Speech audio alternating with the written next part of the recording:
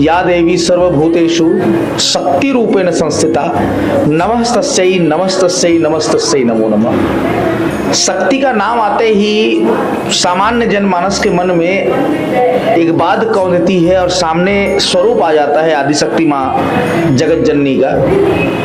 उसी जगत जननी के उपासक उनकी प्रार्थना करने के लिए, पूजा उपासना करने के लिए नवरात्र की अवधारणा लेकर चलते हैं, जिनमें माँ की पूजा होती है।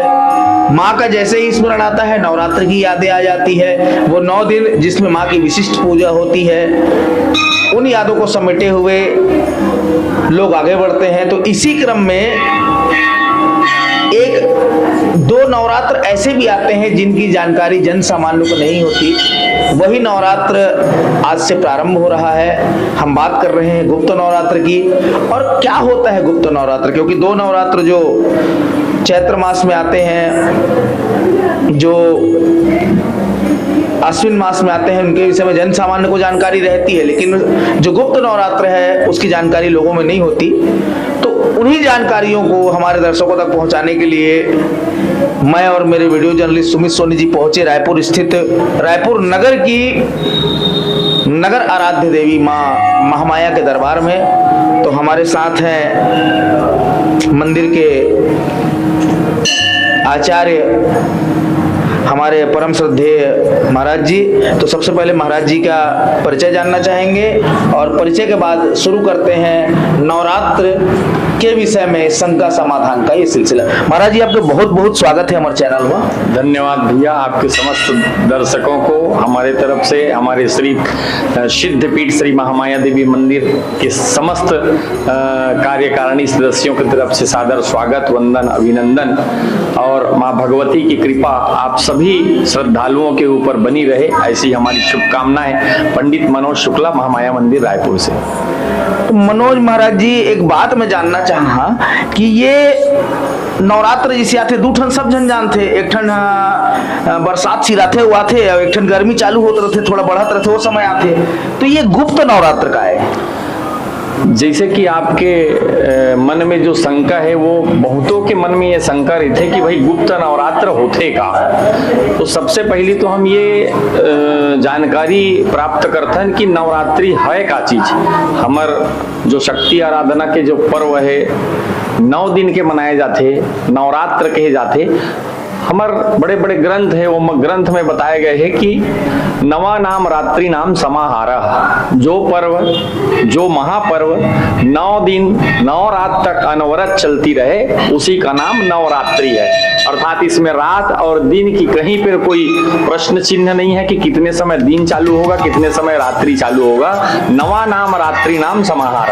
तो 9 दिन रात पर्यंत चलने वाला जो महापर्व है उसको नवरात्रि कही जाती है।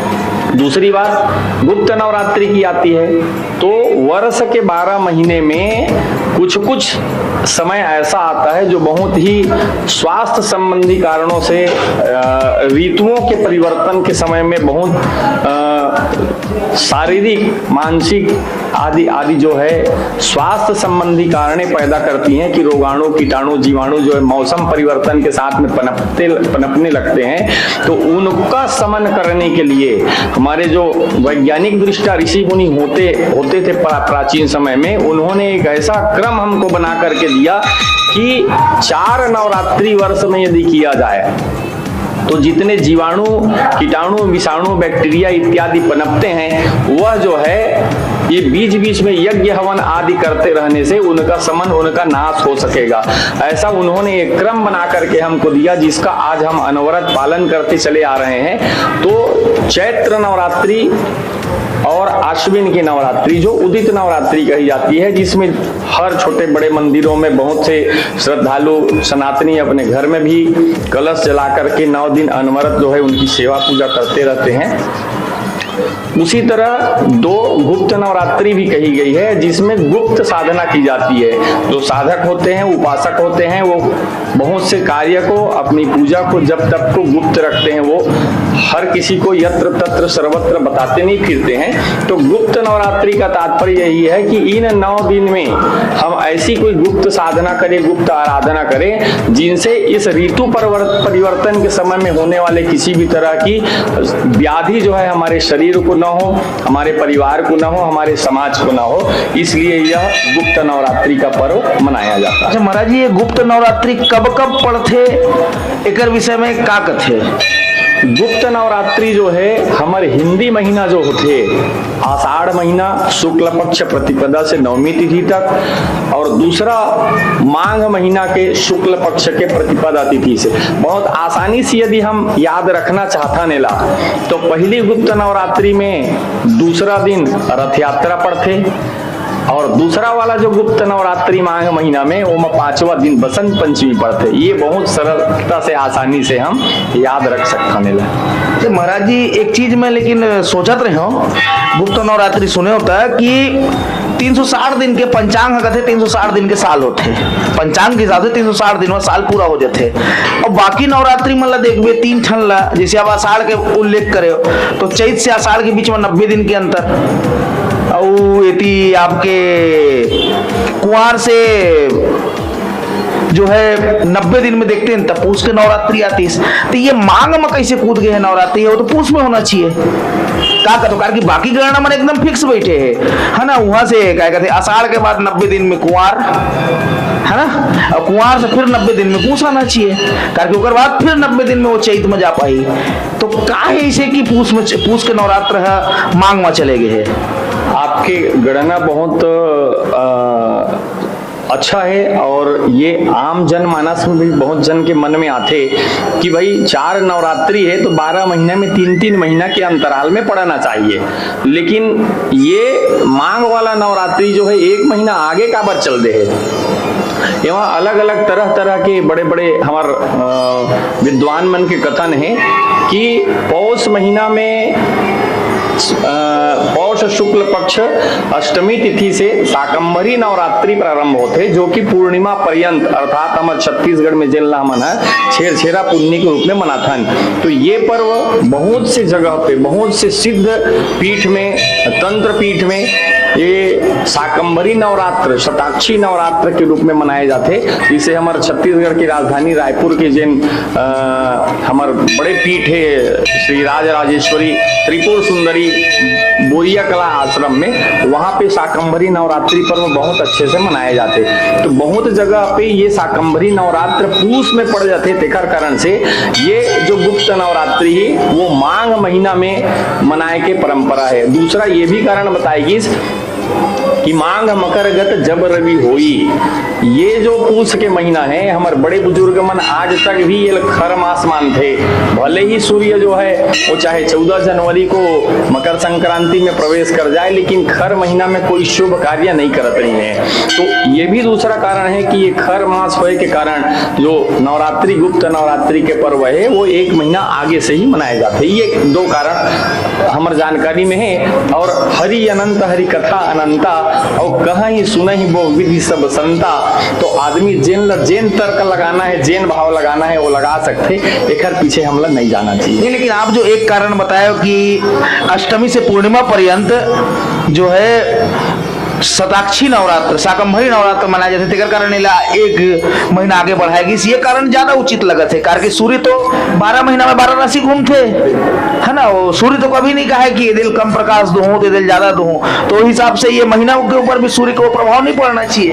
बिल्कुल, ये यही कारण हो सकते कि ये 5वां नवरात्र बहुत ज्यादा आम जनमानस में व्याप्त भी नहीं है, और 1 महीना आगे बढ़ा करके गुप्त नवरात्रि, जबकि ये भी कहा जाए कि गुप्त नवरात्रि आज से 10 साल 20 साल पहले अत्यधिक ज्यादा प्रचार में नहीं रही से।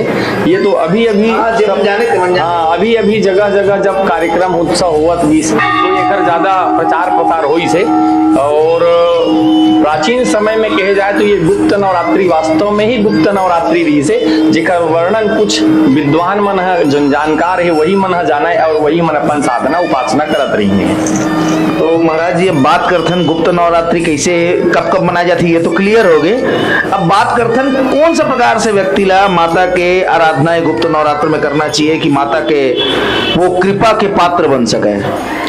जैसे कि हमार सनातन धर्म के जतेक धर्म ग्रंथ है उमा भगवती जगदम्बा के आराधना के बहुत से ऐसे ऐसे विकल्प बताए गए हैं। और फिर दूसरी बात ये है कि मनुष्य के जन्म लेते ही सबसे पहली आराधक जो है, इष्ट जो है, वो माँ ही है, चाहे वो घर के माँ हो, चाहे भगवती जगदम्बा जगत जननी माँ हो। तो जैसे भी व्यक्ति बने भगवती की आराधना तो करना ही चाहिए, लेकिन नवरात्रि पर्व में जो आराधना पूजन है वो विशेष करके पर्व में ही करना चाहिए। पर्व के बहुत ज्यादा अपन महत्व होते और वो पर्व के महत्व ला ध्यान में रखते हुए अपन घर के, अपन परिवार के, अपन समाज के, अपन देश के, अपन क्षेत्र के कल्याण के लिए हर व्यक्ति ला जागृत रहना चाहिए और अपन माँ से हमेशा यही मांगना चाहिए कि हे भगवती, हमार घर परिवार, हमार क्षेत्र, हमार समाज, हमार देश ला सुरक्षित रखो।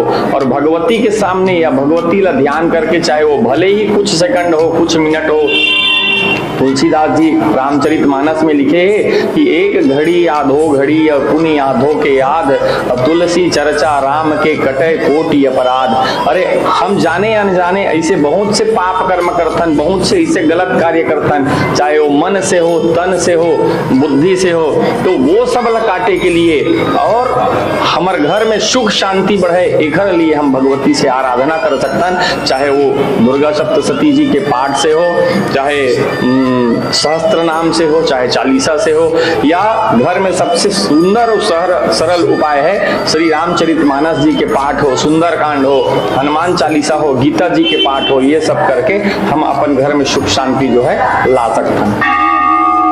तो संगवारी हो, ये हो इस बात गुप्त नवरात्र के माता के आराधना के। तब कैसे गुप्त नवरात्र मनाए जाते, कैसे माता की आराधना करे जाते, तो यही प्रकार से धार्मिक, आध्यात्मिक, राजनीतिक, समसामयिक मुद्दा में आपके जिज्ञासा ला शांत करे के प्रयास हमारे चैनल करत रही। तो संगवारी हो, देखत रहो the hawker news. The hawker news के पेज ला लाइक और सब्सक्राइब करो और जुड़े रहो द हॉकर न्यूज के साथ। वीडियो जर्नलिस्ट सुमित सोनी के साथ मैं आपके भास्कर राव।